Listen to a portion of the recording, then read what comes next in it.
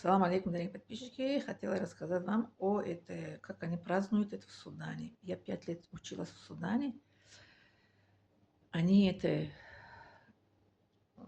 ничего это особо не готовят для праздника. Только печенье как что-то, выпечкой что-то они готовят.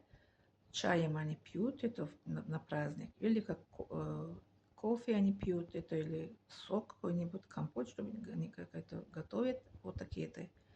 Они это, кто-то к ним приходит, это праздно, поздравляет, и это пьют чай, кофе, и потом пойдут как это парк или ресторан праздновать.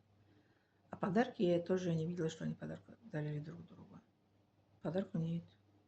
А мне подарку дарили, это вот, которые там, они еще удивились, как вы этот подарок дарите. Даже они подарки не дарят на праздники. Представьте, ничего не готовят, но просто они говорят, Ид Мубарак, с праздником, то есть.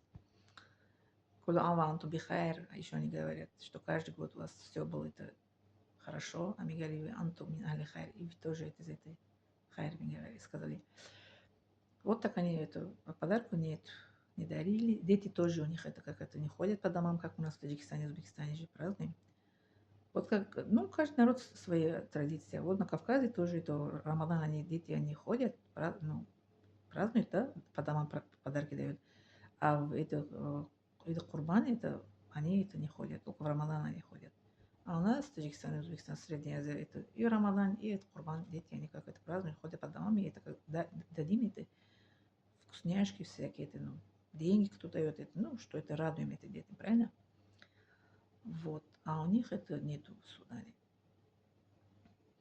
Но они как это одевают это новую одежду тоже в день праздник и убирают это дом, да, порядок они видят, это наша уборка. Чисто, а вот готовят они, как у нас, много, они ничего это не видели, что 5 лет я там училась, жила, не видела, что особо они что готовили для этого праздника. А вот это Курбан Байрам, они как это режут это баранда. Режут, они кушают, готовят, они кормят это нуждающимся и студентам.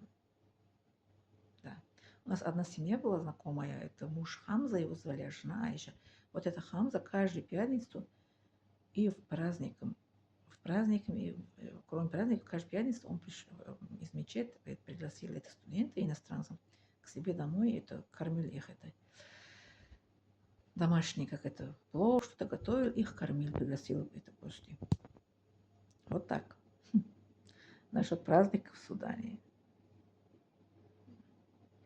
Благодарю вас за внимание. Спасибо.